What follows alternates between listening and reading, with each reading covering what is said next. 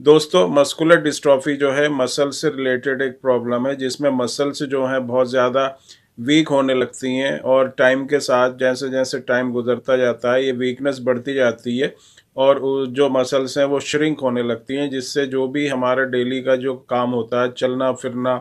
उठना बैठना या दूसरी जो भी हमारी एक्टिविटीज़ होती हैं उनके ऊपर बहुत ज़्यादा असर पड़ता है। और जो ड्यूकेन मस्कुलर डिस्ट्रॉफी ये डीएमडी ये बच्चों में और ख़ास तौर से जो लड़के होते हैं उनमें होने वाली एक बहुत ही सीरियस कंडीशन है। और इसका जो प्रॉब्लम होती है ये 2 साल से 6 साल के बीच में के जो बच्चे होते हैं उनमें बहुत ज़्यादा हो जाती है। और 12 या 14 साल तक बच्चा आते आते बिल्कुल चेयर पे इसमें बैठ जाता है, उसकी बिल्कुल जो मसल्स हैं एकदम वीक हो जाती हैं, जो उसका स्पाइन होता है, जो बैकबोन होता है उसमें कर्वेचर आ जाता है। और उसके साथ ज़्यादा प्रॉब्लम बढ़ने पे जो उसके इंटरनल ऑर्गन होते हैं, उसके हार्ट्स या जो लंग्स हैं, उनकी मसल्स भी वीक हो जाती हैं, जिससे उनको सांस लेने में प्रॉब्लम होती है। ड्यूकन मस्कुलर डिस्ट्रॉफी जो है एक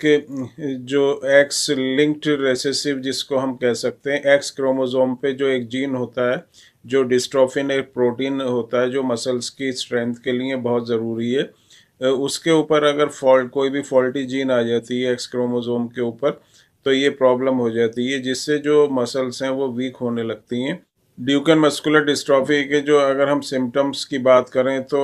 अगर जिस बच्चे को ड्यूकेन मस्कुलर डिस्ट्रॉफी या डीएमडी होती है, उसको शुरू में वो चलने में प्रॉब्लम होती है, सिम्टम्स स्टार्टिंग में ही उसको दिखाई देने लगते हैं, या कभी कभी चलते चलते बच्चा जो है गिर जाता है, फिर उसके बाद जो है उसको नीचे से जब बैठ के जब वो उठता है तो वो बिना सपोर्ट के नहीं उठ पाता, या तो वो घुटने पे अपना हाथ रखेगा या ज़मीन पर हाथ रखेगा, उसके बाद ही वो उठ पाएगा। जीना चढ़ने में उसको प्रॉब्लम होती है,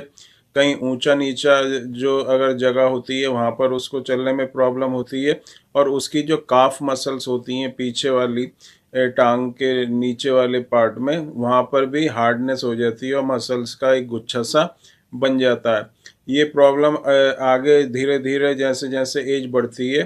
तो ये प्रॉब्लम जो है बढ़ती चली जाती है, और उसके बाद जो इंटरनल ऑर्गन्स होते हैं, हार्ट ये और लंग्स जो होते हैं, और यहाँ तक कि ब्रेन की भी मसल्स जो होती हैं उसमें वीकनेस होने लगती है, और फिर उसको सांस लेने में भी प्रॉब्लम होती है। जैसे मैंने बताया, स्पाइन जो होता है उसमें कर्वेचर आ जाता है और एक बहुत ही सीरियस कंडीशन में जो है बच्चा पहुंच जाता है। होम्योपैथिक में इसकी बहुत सी ऐसी मेडिसिन हैं जो बहुत ही अच्छा जिनका जो है रिजल्ट है। और इसमें क्या होता है कि शुरू में जो ये अगर मेडिसिन आप लेते हैं तो उसमें आगे को जो फर्दर जो वीकनेस होती है मसल्स की वो रुक जाती है, और अगर आप इसको कंटिन्यूअसली मेडिसिन को लेंगे तो आपकी जो प्रॉब्लम है उसमें इम्प्रूवमेंट भी होगा। बहुत सी होम्योपैथिक मेडिसिन है जैसे जिनकम मेटेलिकम,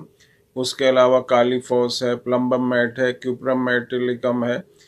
इसके अलावा जो है थूजा है। बहुत कई सारी ऐसी मेडिसिन हैं जो इसमें मस्कुलर डिस्ट्रॉफी डीएमडी में दी जाती हैं, लेकिन ऐसे इन मेडिसिन को एक दो मेडिसिन को देने से जो है ये क्योर नहीं होगी, क्योंकि इसको क्योर करना इतना आसान नहीं है। तो अगर आपके बच्चे में या फैमिली में इस तरह की डीएमडी की प्रॉब्लम है तो हमारा जो व्हाट्सएप नंबर नीचे दिया हुआ है, और आप अगर इसका ट्रीटमेंट करना चाहते हैं तो आप व्हाट्सएप नंबर पर मैसेज करके इसका सॉल्यूशन पूछ सकते हैं। मस्कुलर डिस्ट्रॉफी में जो एक एंजाइम होता है क्रेटाइन काइनेस सीपीके जिसको कहते हैं, वो एंजाइम्स जो है उसका लेवल बढ़ जाता है, क्योंकि ये एंजाइम जो मसल्स की जो टूट फूट होती है